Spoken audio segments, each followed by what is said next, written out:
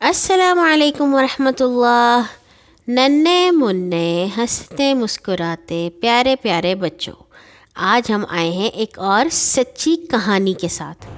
کہانی کا عنوان ہے درخت کی گواہی۔ پرانے زمانے کا ذکر ہے کہ شہر بغداد میں دو گہرے دوست رہتے تھے۔ ایک کا نام حامد تھا اور دوسرے کا نام اسلم۔ حامد بڑا سیدھا سادہ آدمی تھا اور اسلم بہت چالاک اور ہوشیار، لیکن کسی نہ کسی طرح ان دونوں کی دوستی نبھ رہی تھی۔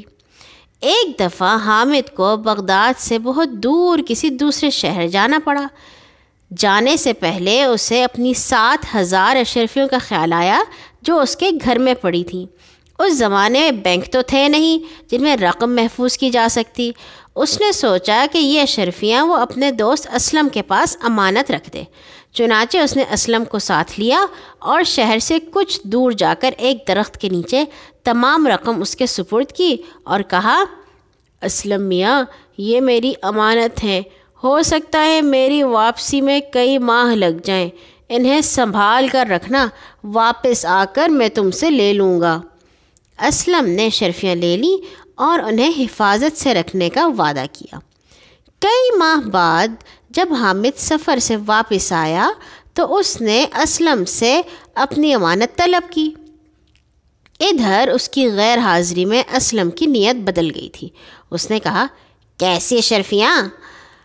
حامد نے حیران ہو کر کہا، بھائی وہی جو میں نے تمہارے پاس امانت رکھی تھی اور فلاں درخت کے نیچے تمہارے سپرد کی تھی۔ اسلم نے آنکھیں نکال کر کہا، جاؤ میاں اپنا کام کرو، تم مفت میں مجھ پر بہتان لگاتے ہو، الزام لگاتے ہو۔ مجھے تم نے کب اشرفیاں دی تھی اور کس کے سامنے دی تھی؟ اس کا یہ جواب سن کر حامد بہت پریشان ہوا۔ یہی اشرفیاں اس کی جمع پونجی تھی۔ وہ سمجھ گیا کہ اسلم انہیں ہضم کرنا چاہتا ہے، لیکن اب کرے تو کیا کرے؟ اس نے تو دوستی کے بھروسے پر کسی کو گواہ بھی نہیں بنایا تھا۔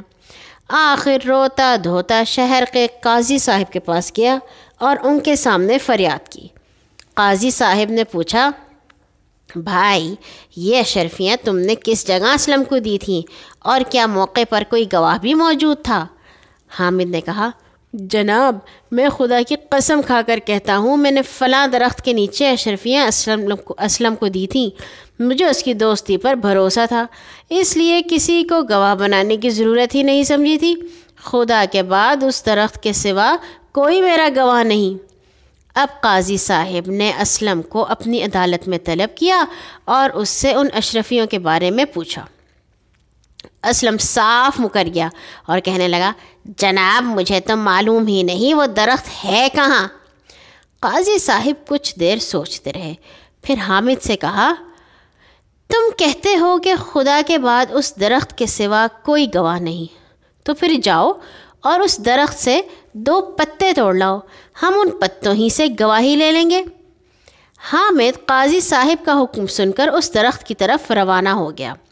تھوڑی دیر گزری تو قاضی صاحب نے کہا، معلوم نہیں حامد اس درخت تک پہنچ گیا ہوگا یا نہیں۔ اسلم بہت چالاک تھا، لیکن اس کے دل میں چور تھا۔ بے خیالی میں فوراً بول اٹھا، جناب ابھی نہیں پہنچا ہوگا۔ قاضی صاحب نے اسی وقت اس کو گرفتار کرنے کا حکم دیا اور کہا، تم نے خود ہی اپنے آپ کو جھوٹا ثابت کر دیا ہے۔ پہلے تم نے کہا تھا کہ تمہیں معلوم ہی نہیں وہ درخت کہاں ہے، لیکن اب تمہاری بات سے صاف معلوم ہو گیا کہ تم اس درخت کو جانتے ہو۔ بہتر یہ ہے کہ اشرفیاں اس کے مالک کے حوالے کر دو، ورنہ میں تمہارا مال اسباب ضبط کر لوں گا اور سخت سزا دوں گا۔ اسلم اب لاجواب ہو گیا اور سپاہیوں کے ساتھ گھر جا کر اشرفیاں عدالت میں لے آیا۔ حامد واپس آیا تو قاضی صاحب نے کہا، تمہارے آنے سے پہلے ہی وہ درخت گواہی دے گیا، یہ لو اپنی اشرفیاں۔ اس طرح قاضی صاحب کی دانائی کی بدولت حامد کو اپنی اشرفیاں واپس مل گئیں۔